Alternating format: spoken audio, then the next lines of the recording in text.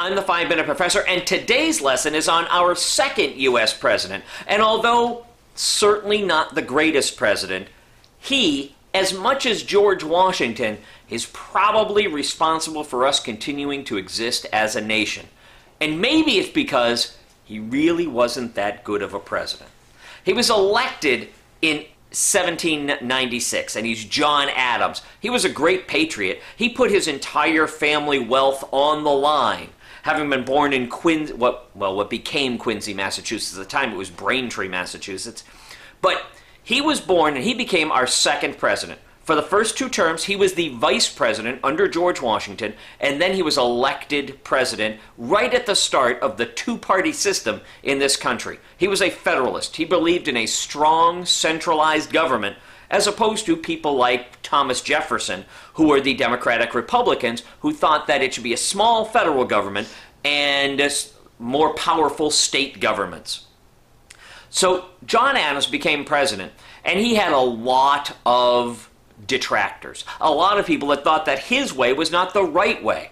And he did something which, well, in today's day and age, you would think that it is impossible to imagine. He got passed through Congress something called the Alien and Sedition Acts, which made it, amongst other things, the Alien and Sedition Acts made it a crime to do anything with any country that might be an enemy of the United States. Not even someone we declared war against.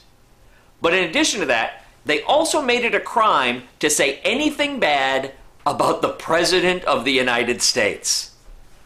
They passed a law to say that you could not say something bad about the President of the United States.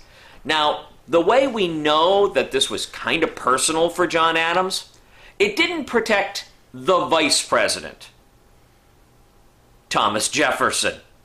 But this is back when we were going with the Founding Fathers' original plan, which was you would elect the president as the highest vote getter, and the vice president would be the guy who came in second. Think about that for a second. Think about what this country would be like right now if the lead vote getter was president and the guy in second, who came in second in the election, he was the vice president. It was a stupid plan. It worked poorly from the beginning. But that's the case with John Adams. John Adams willingly gave up the presidency of the United States in 1800 when he was beaten in a fair election by Thomas Jefferson. It is because of that reason, because he gave up to a political rival, that this country was able to continue to thrive in 1801. Perceptum, quispium, damnatium. Learn something, damn it. I'm the 5-Minute Professor, and thank you very much for listening to today's lesson. If you have any comments at all, please put them in the comments section down below. And of course, like it and subscribe to the channel. But most important, if you liked it, if you commented, and if you subscribed, tell your friends. Perceptum, quispium, damnatium. Learn something, damn it.